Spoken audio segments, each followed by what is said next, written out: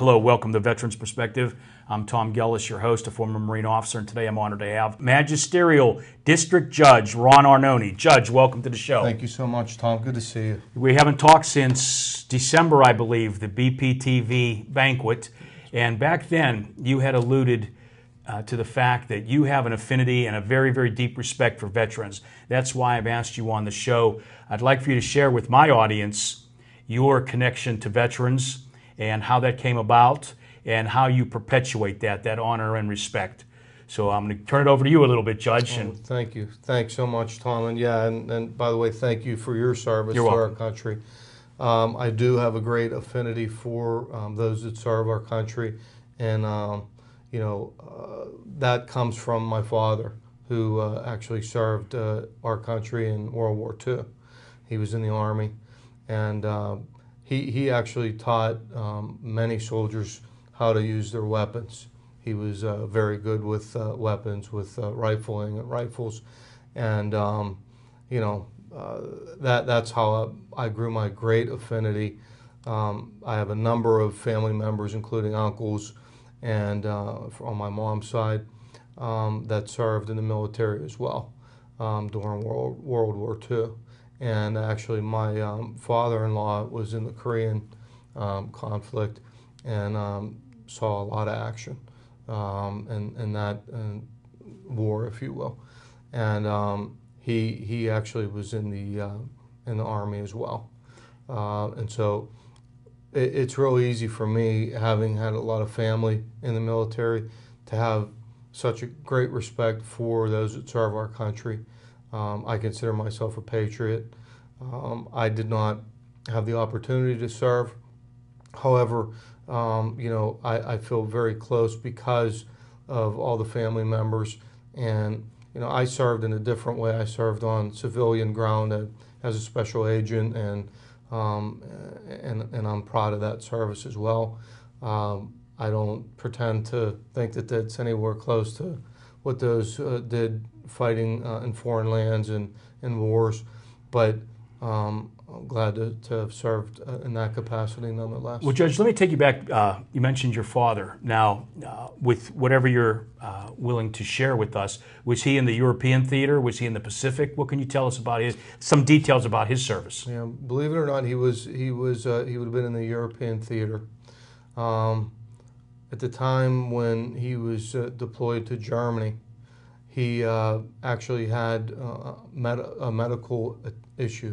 He had a really bad stomach issue. It turned out to be very, very severe stones. And so he was taken off the battlefield for that reason. But many of the warriors, many of those that he trained and taught with side by side, taught how to fire rifles and such, fought in a number of battles, including the battle of they called it the Bloody Battle of Germany. Gotcha. Yeah. Now, whenever he had his medical issue, was he actually removed from the theater? He was. He came back home. Yep. At that point, was he medically discharged, or was he able to train still back here in the States? I think he trained for a little while, trained soldiers, and then he was ultimately then honorably discharged. Now, the other family members, the ones that were, your uncle was in the Korean conflict? My father-in-law. Okay, your father-in-law. He saw a lot of action, and he was decorated. I believe, if I'm not mistaken, I think he had a Silver Star. And then my uncle Tom, he had a couple Bronze Stars, and he actually was in the European theater. Now, were they willing and open in your younger days? Did they talk a lot? The World War II veteran, the Korean conflict veterans, did they talk a lot about their experience, or were did they hold it close to the vest? My father pretty much held it close to the vest. My father-in-law, the same. He actually had some effects from the war. After he came out, he actually was at the United States Postal Service for almost 40 years. But he definitely had some effects of the war he was in communications and many times on front lines, and there were a lot of bombings and things of that nature, and it affected him adversely in so many ways. And my uncle the same, but none of them really talked about it a whole lot. My brother-in-law, who was in Vietnam, I got a lot of conversation out of him in his time in Vietnam, and how he guarded the tracks and had, how many kills he had, and he was definitely a little more illustrated as to what he did in his time in Vietnam. Now, transitioning from the experiences that you had talking to your relatives to your position now, and forgive me, I remember you mentioning, and I don't know how many in our audience know, but you're a former mayor of Brentwood? Correct. And in that capacity, did you have an opportunity to interact with veterans on Veterans Day, Memorial Day? What can you tell us about being a mayor and then interacting with the veterans on these special holidays? Well, I've always hung around the vets and been at the different clubs. I'm actually a member of the American Legion, Sons of the Legion, which obviously the only way you can do that is if your father had served. Yes. So I am a son of a member of the Legion, and then the veterans vets clubs all around the area, and I always took great pride when I was mayor to give passionate speeches about the great service that so many have offered and gave of their blood and their life for our liberties. And that is something that I've always taken a lot of not only self-pride in with regard to what my dad taught me and where I came from, but the pride of so many. And actually, going back to a story when I was mayor, I had a World War II veteran that I visited very often. Just a wonderful gentleman, and I actually grew to have great admiration and for him. He was actually in his I think late 80s at the time. He served in World War II, and he was well decorated as well. He had 2 Silver Stars and 2 Bronze Stars, and he told me a number of different stories that remain with me to this day. About one story in particular, I can remember how he climbed a hill and there was some machine gun fire. This was in Germany, and he climbed up and threw a couple grenades into this hole where the fire was coming from, and took out those machine guns so his platoon could move forward. And I just thought, wow, how heroic, how exactly. Incredible. And to think that I'm interacting and talking with such a hero and somebody that gave of his soil and his physicality and his mental makeup to be able to perform in the theater like that is incredible to me. I can relate to that slightly. I took a veteran of the Iwo Jima campaign, a Marine, over to the Baldwin High School on Veterans Day. I just escorted him over. And when I introduced him, I let I believe it was sophomores and juniors, or juniors and seniors that were in the auditorium, I said, you're actually witnessing and you're going to be talked to living history. And I had a film clip of Mount Suribachi. And I said, when the flag was going up on Mount Suribachi, Mr. X was down at the foot of that. So you have living history right here. So I can relate to when you're talking, and that's what a lot of us now at our age, when you're talking to these World War II vets or Korean conflict vets or the most modern ones, you're talking now to history, especially the old timers, as I call them. Yep. It's living history, and eventually they're going to be gone. And the verbalization of their experiences will be gone. So it behooves us to try to engage them and let them know that we do appreciate. I'm sure you have in your time, in your offices that you've held, Oh yeah, I mean that's why it was so important to me. And in fact, the gentleman that I'm speaking of, we have a huge Fourth of July parade in Brentwood. It's one of the biggest in the state of Pennsylvania, in the Commonwealth. And I had him be the honorary marshal one year, and he was treated like the hero that he was, and it warmed my heart and his family as well. And they had such great appreciation for that. I know I probably mentioned this to you in December, but the old timers that are marching in parades, I don't know if, again, our generation realizes how heavy those M1 rifles are when these 70, 80, 90-year-old men or women that are marching in these parades are still carrying those weapons. The M1 is a heavy weapon. And those guys that went through World War II, I mean, that was a heavy weapon to carry. You know, it was something. In your capacity now as a magisterial district judge, what do you know in the circles, political circles that you run in, what's out there now for veterans that you may want to share that a veteran may not know that's available to them out there in the community? Well, in addition to my capacity as a district judge, I am involved in a number of other groups, Wounded Warriors and other Wounded Warrior projects. And I have a number of friends that are Navy SEALs and former and present, and a lot of friends that have served.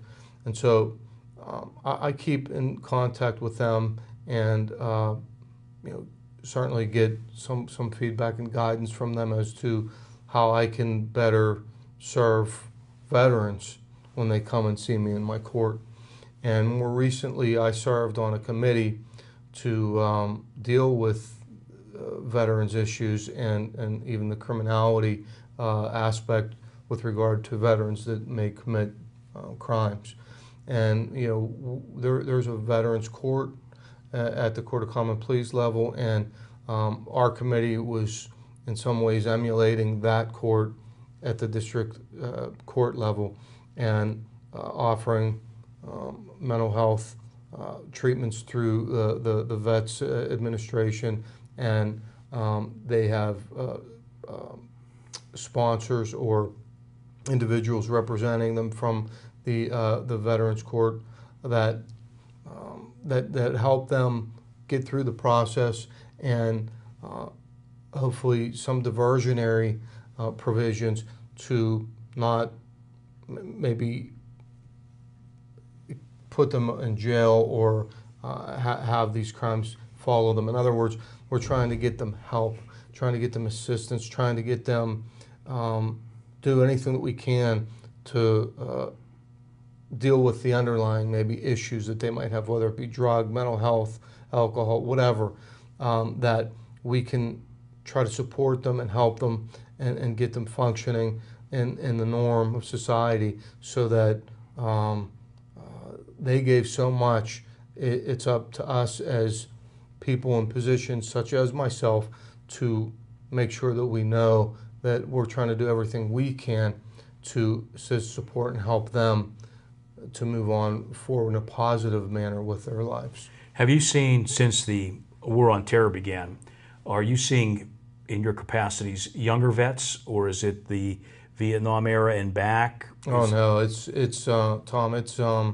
It's everything from unfortunately going back to Vietnam and all the wars since to the current conflicts all around the world. And yeah, we see them, those that fought in the Middle East and Okay. in that theater as well. Absolutely, it runs the gamut.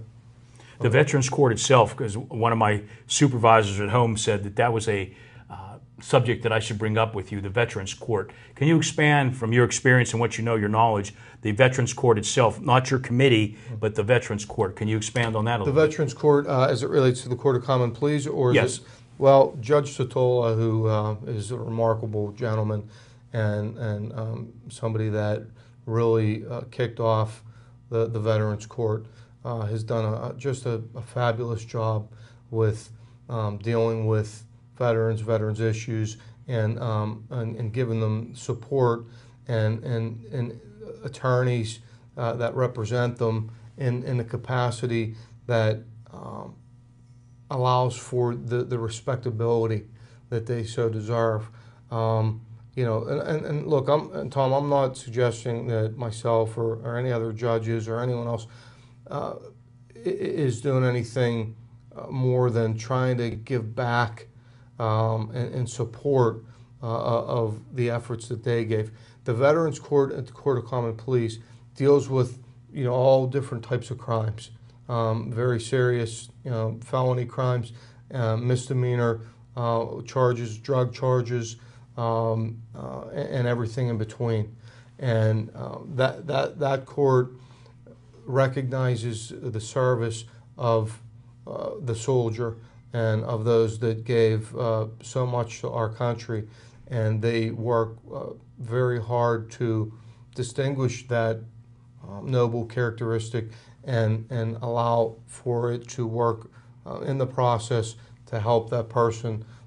They still may have a big factor of accountability, but the measure of what this court's done and the time it's existed for veterans and their families is incredible. I was going to ask you that. The genesis, it's a relatively young court. It is. Roughly what time frame did that start? I'm guessing a bit, but I want to say it's been within this decade. Okay. And do you know the genesis? Was it someone within the county that came up with the idea? Was it generated at the state level, but then came down to our county? I'll tell you what. If I'm not mistaken, I think the Veterans Court and certainly Judge Zatola were one of a group of courts in its infancy that implemented the Veterans Court.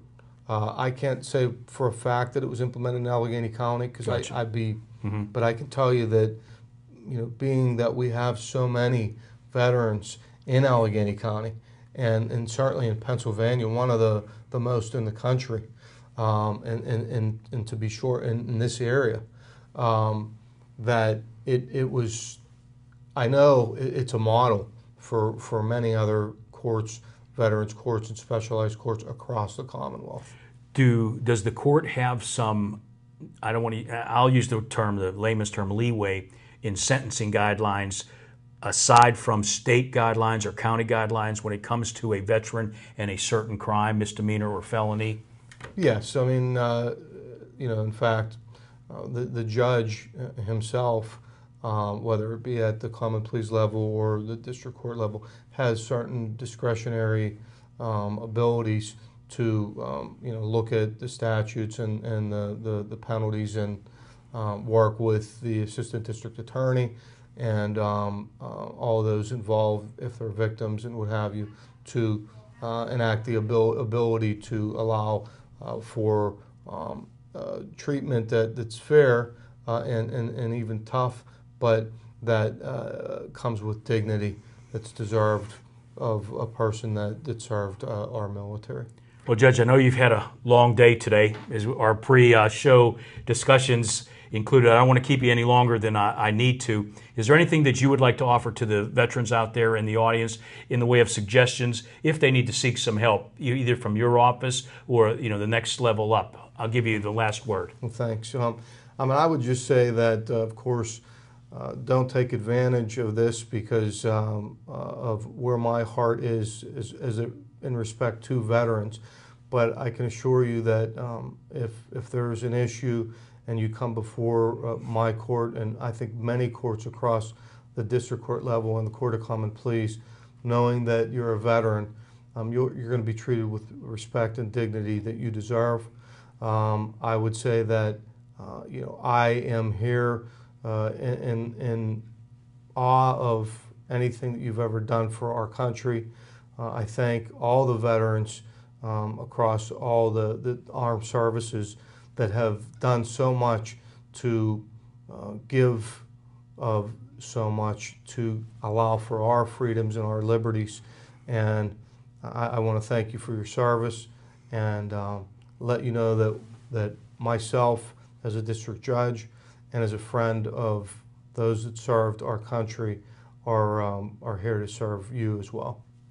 Judge, thank you very much for taking Thank you, time out of Tom. your I very really busy appreciate it. schedule. Thank you. for what you've done with veterans in the past and what you will do in the future. Thanks so much, Tom. I appreciate it.